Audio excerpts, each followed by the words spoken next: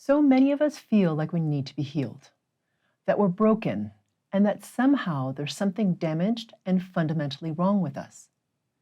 We want to go back to a time when we were happy, healthy, and energetic.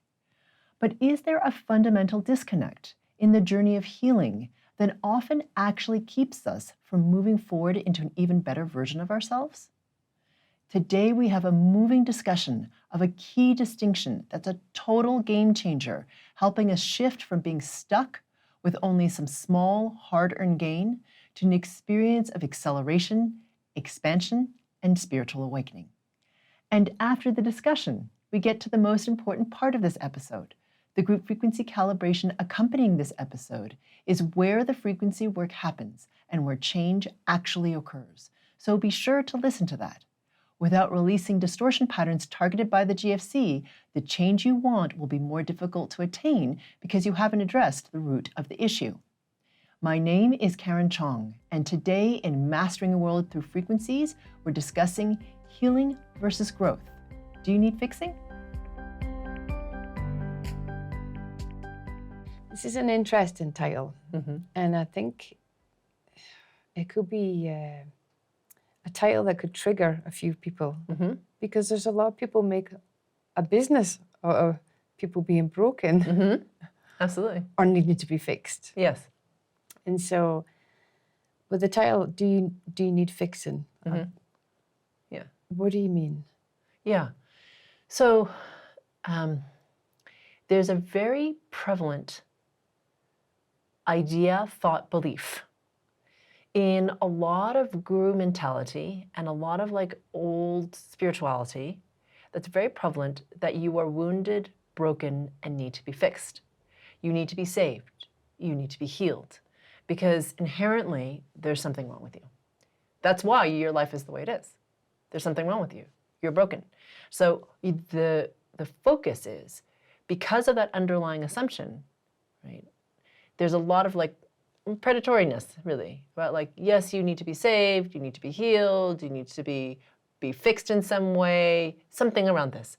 And a lot of it is framed within healing, right? Like somehow you're broken. And, you know, and by the way, I'm not suggesting that people don't have physical health issues because they do. And so they're, you know, you could be watching this being like, well, what are you talking about? I do need to be healed because my physical body has broken down. I understand that, but with this, focus on the needing to be healed instead of growth or using what's happening in front of you now to move forward, you stay in this pattern of I'm less than, I'm not enough, I'm a victim, I'm disempowered. Because healing to me means that you're returning to a state that you formerly were in, okay? That you remember as really, I don't know what, like you were able, you were energetic, you were well, you were vital and strong. Like there's this idea that that's the way you used to be. And healing often means that you're returning to that state that you were in. It's a past time. You're not in the present moment. So what happens is in the present moment, you're resisting constantly the state that you're in because you're like, I'm trying to get back to this past time. I need to get back to this past time. I need to get back to this past time. So you're actually pulling yourself into this time loop. And I'm not, please note that I'm not belittling it because it's painful. When you're in physical pain and suffering, of course you reference a time that you know of where you feel well, right? Because you're in this horrible suffering. But my point is when you do that and you're always looking to healing, to go back to that point in time, you're immediately pulling yourself out of the present moment and into that time loop towards the past. There's no momentum into the future where you're like, okay, I understand what's happening to me now. It freaking sucks. It totally sucks. And I'm going to be with that man, it sucks, you know, and to experience what you need to experience. And also to have this higher level perspective of like, okay, this is happening for me right now. What can I learn from this? What am I meant to grow from? Like, you know, how am I meant to grow from this? What is this exposing me to in terms of information, people, wisdom, introspection, personal growth, whatever it is that I wouldn't have had without this? Okay, so I'm not saying it's easy. It sucks.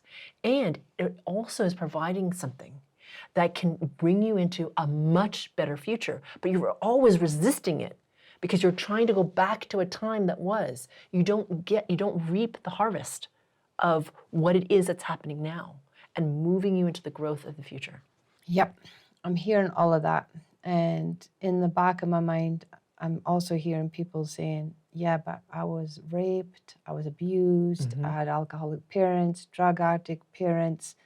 I am broken emotionally. I do need healing. I do need fixing. What do we say to those people? Yeah. So I understand that, okay, so this is the difference between the perspective of the little s self, okay, the self associated with the ego mind, and you as the big S self, the you that's infinite, indestructible consciousness, that has a higher perspective, okay, of you and like all of your lifetimes. So please know that for all those people, and for example, people who have sick children or whatever it is, you know, or children who've died, I mean, it's extraordinarily painful. And I mean, I can't even imagine it, but my point is, it's not to belittle the pain because you have it and you did experience it.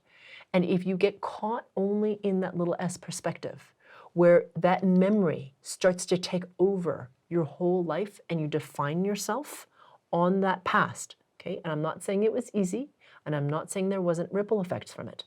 What I'm saying is, what that does is it disempowers you in the moment. Because you right now, in this particular moment, are whatever you are in this moment.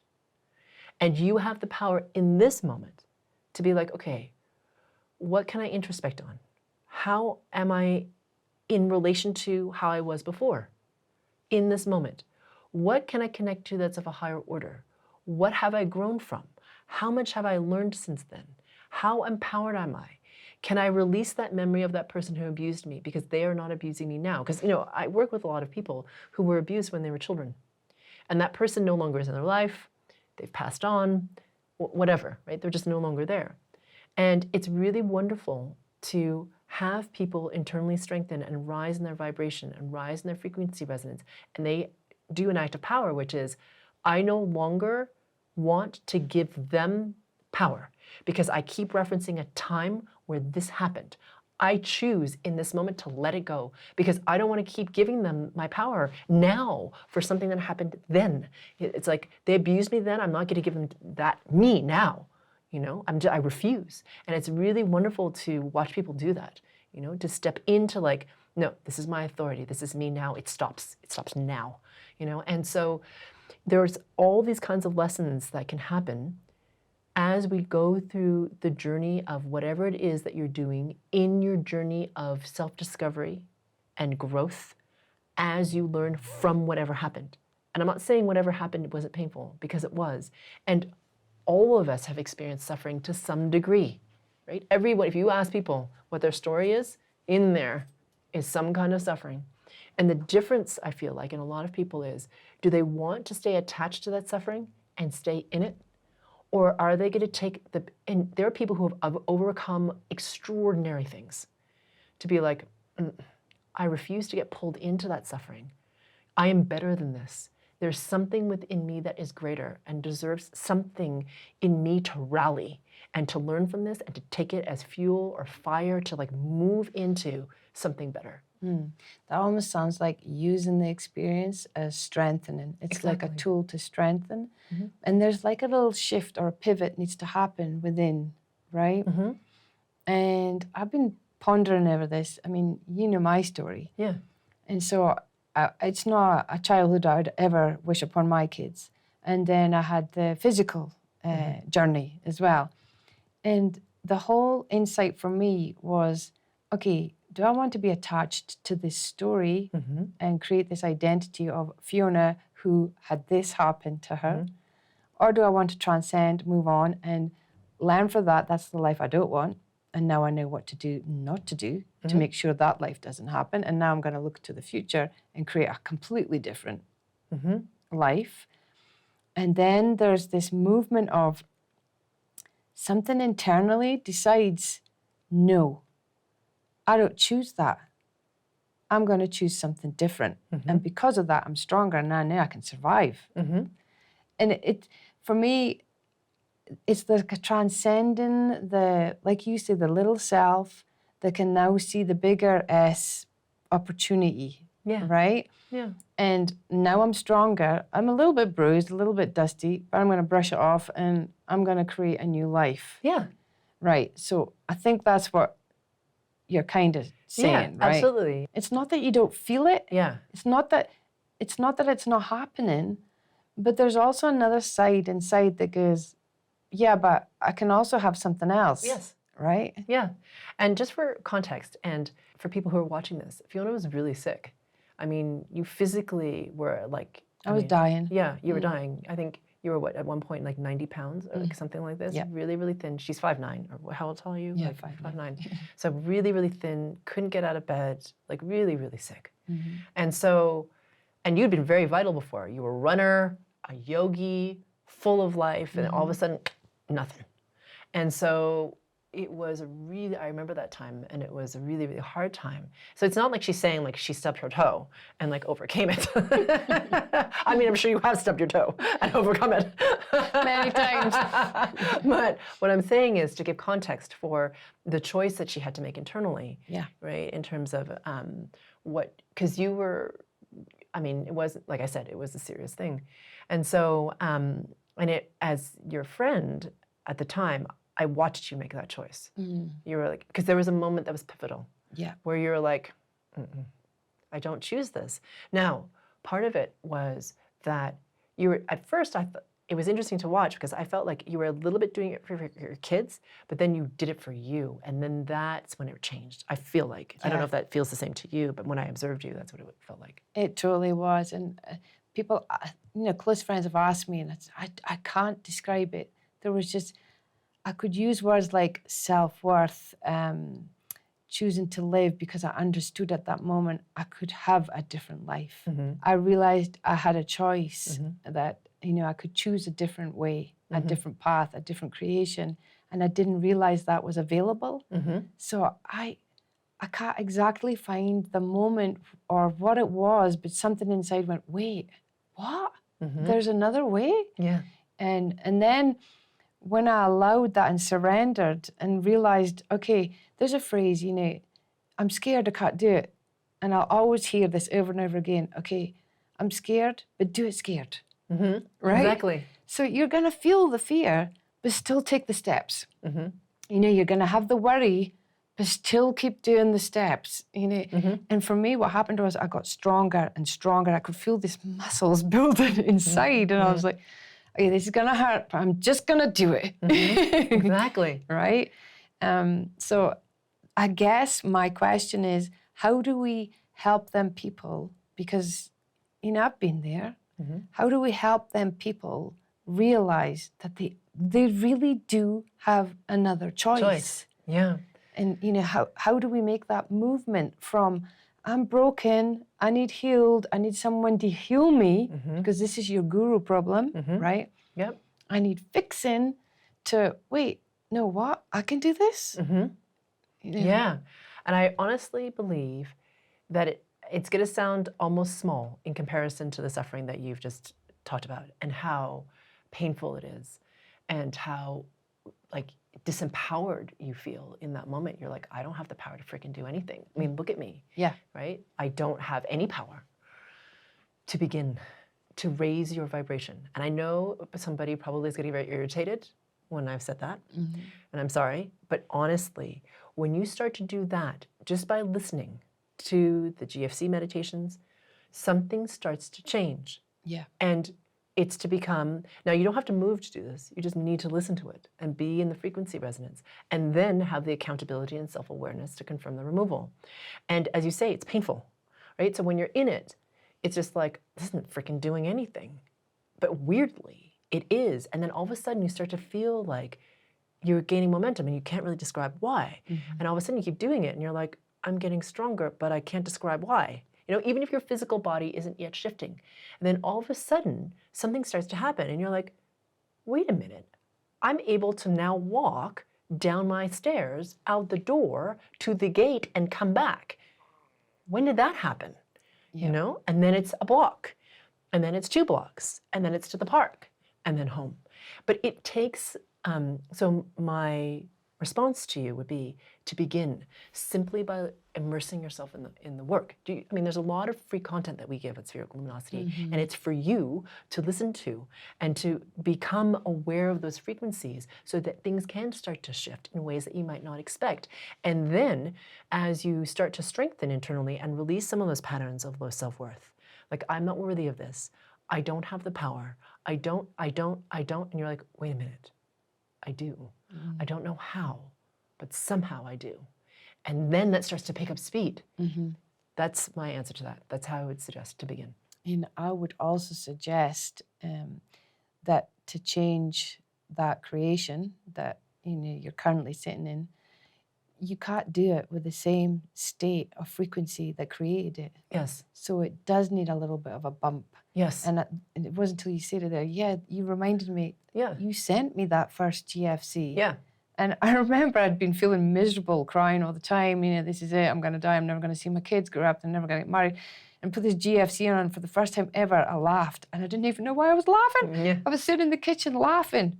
And my husband came down the stairs, he hadn't seen me laugh in months, and he says, what are you laughing at? I said, I have no idea. But it feels good to laugh. And then it's like crying, I'm laughing.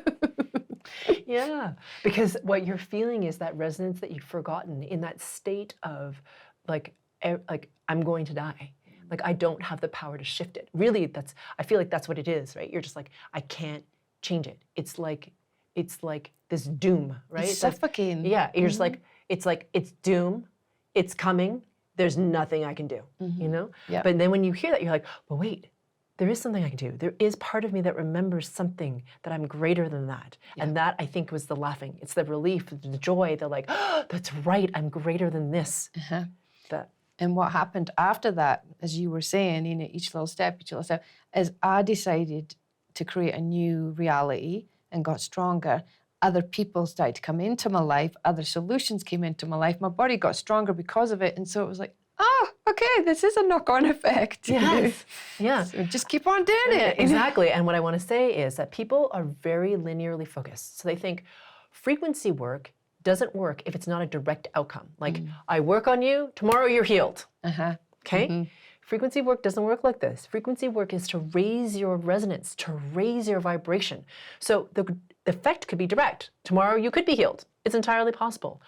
And it's also very indirect because your vibration level has changed. So as you say, different people come in with different solutions, different ideas, different methods, different practitioners. All of a sudden, all these people start to come in, and now things start to change because it's not necessarily a direct effect. It creates, you're now at a higher vibrational level. So the reality you're creating and the reality you can access and live in shifts. So now all these people start to come in to help. Yeah. It's really kind of remarkable. Oh, it's magic. Yeah. For me, it's magic.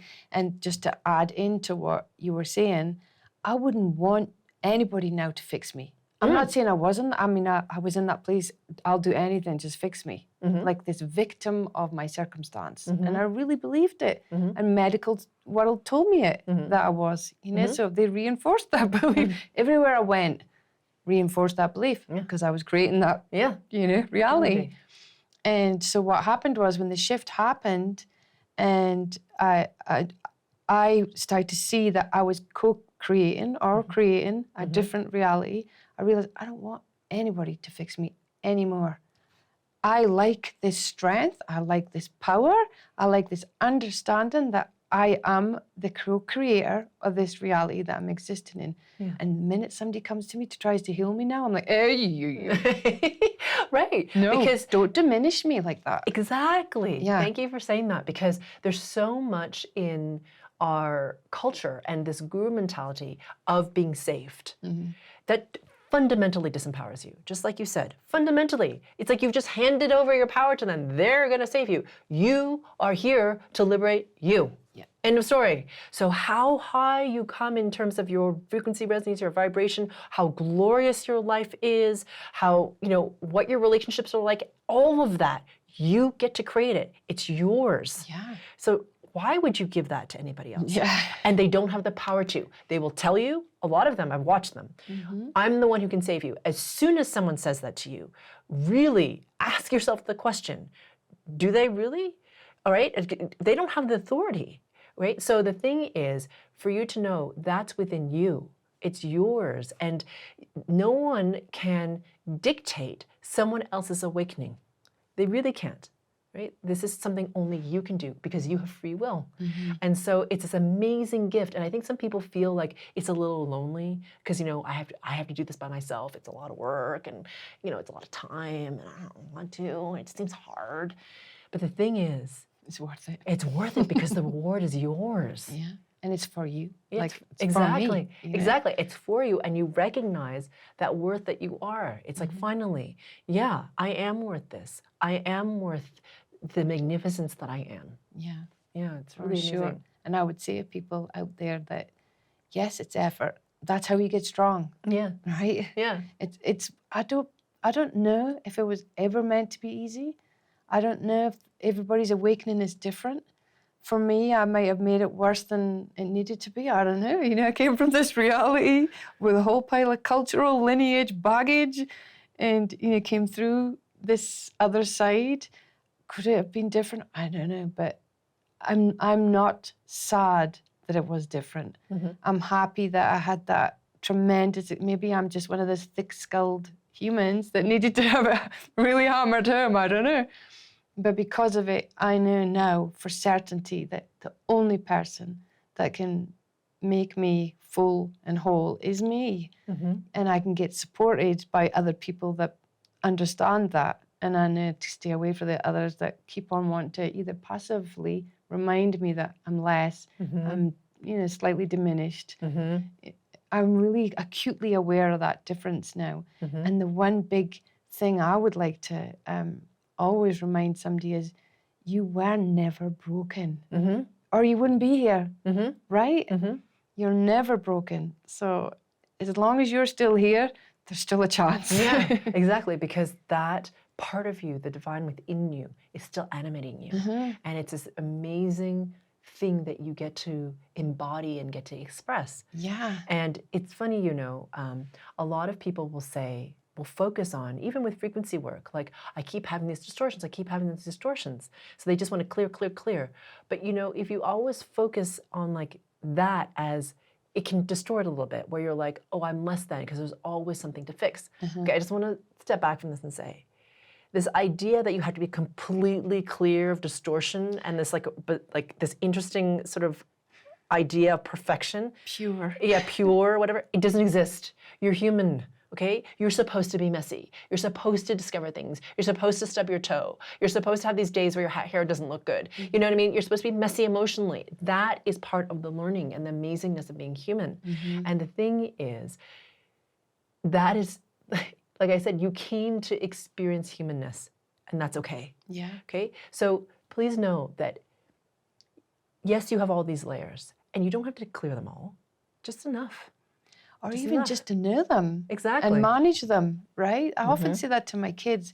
There was a switch, again, happened, having to be right, to get it right, do it right, look right, be perfect, whatever, to all the, get it wrong. Yeah. Get it wrong and find out. I mean, I find that's the best way to learn. Get it wrong, mess up. You're human. You're always going to be messy. Yes. Right? Exactly. From minute to minute. Exactly. Embrace it. Yeah, exactly. And then ask the question, because sometimes making mistakes is painful, which is totally human.